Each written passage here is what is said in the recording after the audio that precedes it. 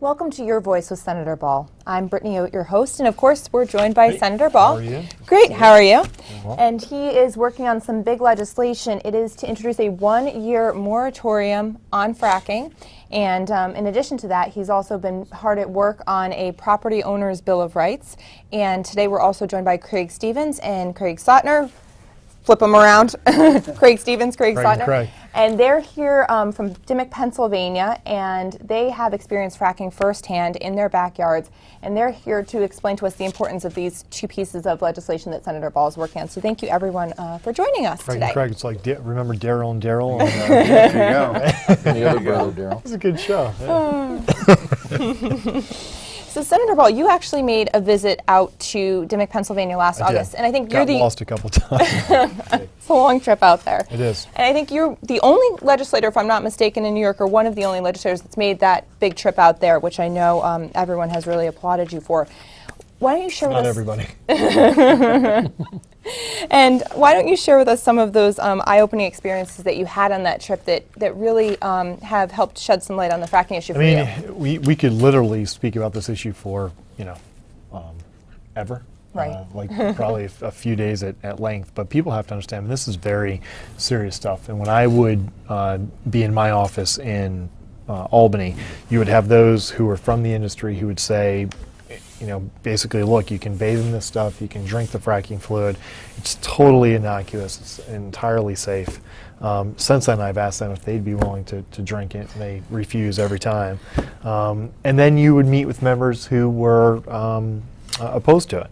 And quite honestly, those members would come to me, and they didn't look like they had voted for me. In fact, they looked like they voted against me twice, once in the morning and once in the afternoon. And I left, shaking my head and saying, well, who the hell's lying to me? And so I believed, as a responsible legislator, it was important to go and see, it firsthand. And that's what I did. I went to Pennsylvania. And I met with both Craigs, and I met with property owners, I met with farmers, I met with sportsmen. Mm-hmm. And there's some really big concerns that I have. What we have seen in Pennsylvania is that the industry has not been properly regulated.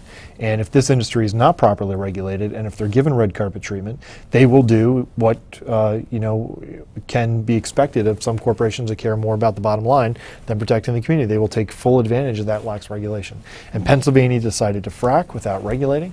They don't have the manpower, they don't have the funding, they don't have the regulations in place, and there's devastation. So, the folks on my left, now I don't know what party they are, but they sure as hell don't look like, hippies out of Greenwich Village in New York City. I may be wrong. And I see "Don't Tread on Me" snake there, which I have seen at many Tea Parties on Craig's chest. And it was many Tea Party members and private property owners and sportsmen that are the most concerned with this because their life has been so irrevocably shaped and hurt. And people will constantly say, the industry itself always comes to legislators who maybe haven't seen it firsthand, and they say, well, the two things. The claims are overblown, they're exaggerated, and number two, all the stuff that's in their water is naturally occurring. And there are two falsehoods that they say again and again and again. And I believe if any legislator or this governor did see it firsthand, they would put the brakes on it. So the reason why we're doing the moratorium is that this budget doesn't have the funding in place to properly protect New York, the environment, and all the groups I talked about. So because we don't have the funding, because we don't have the manpower, and it's not placed in this budget to properly regulate this industry, we need to extend the moratorium. Mm-hmm. And this is a very tough shot because I don't know what camera I'm supposed to be looking at. I'm looking at you, and I notice it looks like I'm not looking at the camera. So it's a little weird. We'll figure it out at some time. I know one of the things that you saw when you were out there in Pennsylvania was the contaminated water, and Craig, you've actually brought it with you today. Yes, I have. Here, so that we can all see it, and we're going to take a big drink of that. We should pass around the glasses, right? Well, the state, none of the people from the state will drink it, or the gas industry itself, Why don't you tell a little bit about your story? And I know it's a long story, and I wish we had more time. Maybe we'll have subsequent meetings, and just thank you so much for being here in this state. I mean, your life in particular has been devastated. You've certainly been affected by the industry, and you're coming to New York to tell your story, and that there's huge value in that, as opposed to people just seeing somebody who with a sign standing out in front of a public library to hear the personal story. This is true. I mean, this is water that actually came out of my well. We've been contaminated for going on 3.5 years now. And how long did you live there in that property? I lived there. I moved in there in March of '08, and by September 11th of '08, we had a contaminated well. And we have so many things. I mean, we've had the water tested. It's been tested so many times, by the DEP, by Cabot. And, some of the things that we have in there are like diethylbenzene, benzene, methanol, ethylene glycol, acetone, barium, strontium. We have chemicals. We have gases in there. Just go through that list again, because I think it's important, and you don't have to, just race through it. But like ethylene glycol, that's antifreeze. That's not, when the EPA was at my house a couple weeks ago. So people focus on, oh my God, they can light their water on fire, but at some point, the methane is less harmful than a lot of this other stuff that you're talking about. And the methane is what allows you to light it on fire. So when you just go through this list a little bit, so people. Right, that's the least of our worries, the methane. Like ethylene glycol, that's antifreeze. Diethylbenzene, benzene, methanol, acetone, arsenic, chloride, hydrochloric. Arsenic, which is Acetone's nail polish remover. Yeah, exactly. Aluminum tetrahydrazine, plasticizers, which makes everything stick. Right. The biocides, which keeps it from getting all the fungus in it and everything when they're drilling down there. Barium, strontium, manganese, proponents. And, these things aren't supposed to be in there. Some things are naturally occurring. I mean, there are some things. But when I talked to the EPA when they were at my house, they said the stuff that's in these wells in Dimock, a lot of this stuff is not naturally occurring. That goes to tell you right there there's a problem with the And some of the things that you're talking about are industrial waste, but some of the elements that they talk about are naturally occurring, but thousands of feet beneath the Earth's surface. And it's the fracking process itself that brings it up into that groundwater. But what people need to understand too, that I heard in Pennsylvania, is that they test for, they try to be a good neighbor in some instances, and they do test, but they don't test for what's in the actual fracking fluid. And of course, it's protected under proprietary information, so you don't even know what's in the fracking fluid to begin with. So it doesn't matter what the hell they test. So that's why they do tests like that, and they don't test for all those things. They find. I'm sorry, I'm just getting excited. That's so they find. So just so people, where's the camera? Okay. So they find all this garbage in your water, which is carcinogenic, dangerous. It's industrial waste. You wouldn't feed it to your dog. Okay. If you did, there's probably New York State laws that would put you in jail. Okay.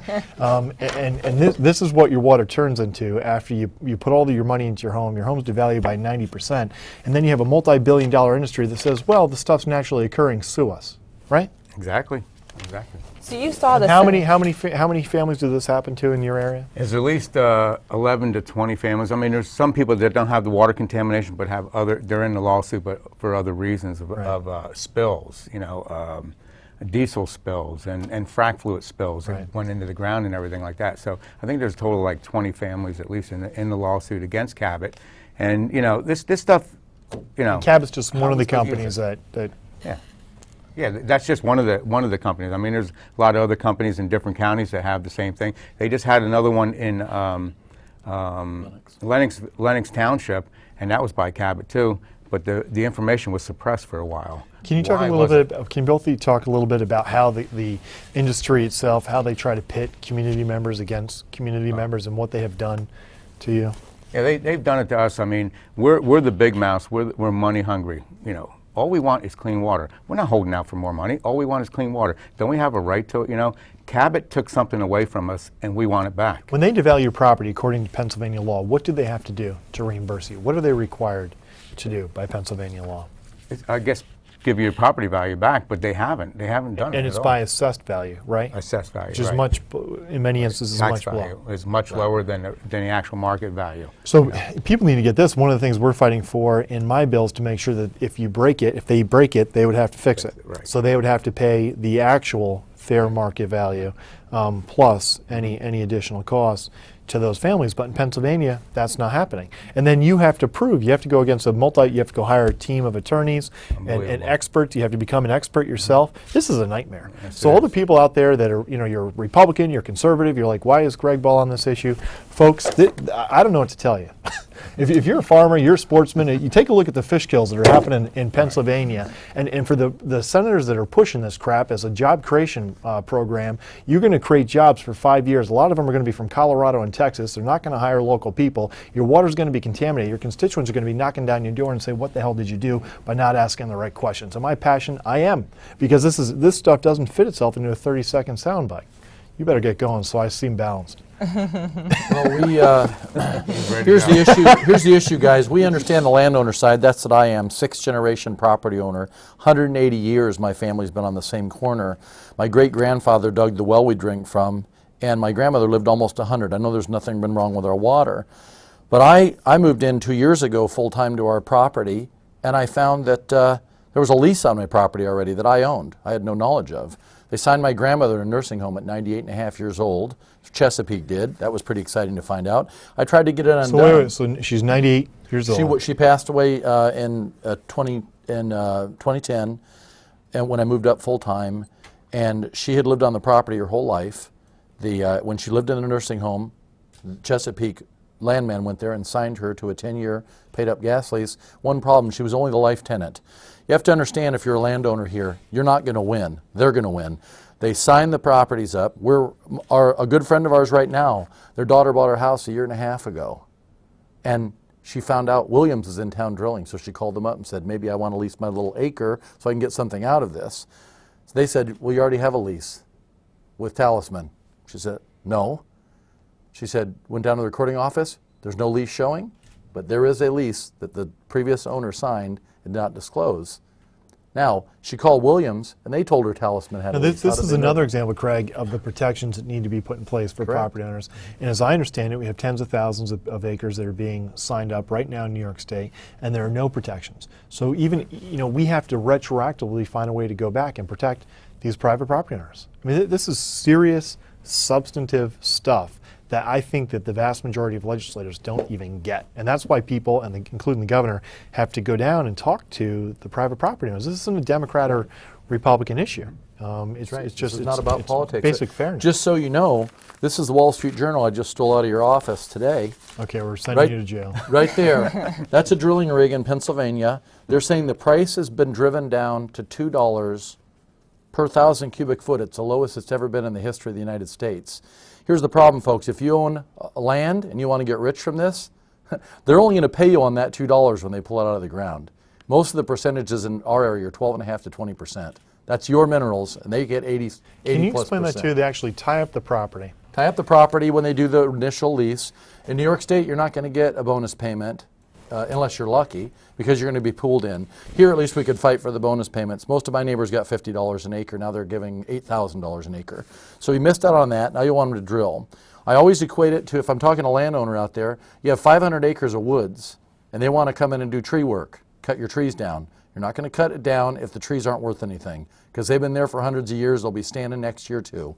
Now the gas is the lowest it's ever been. They pay the landowner a small percentage of that $2 per 1,000. 2 years ago, Greg, it was $12 a 1,000, so you're making a lot more money then.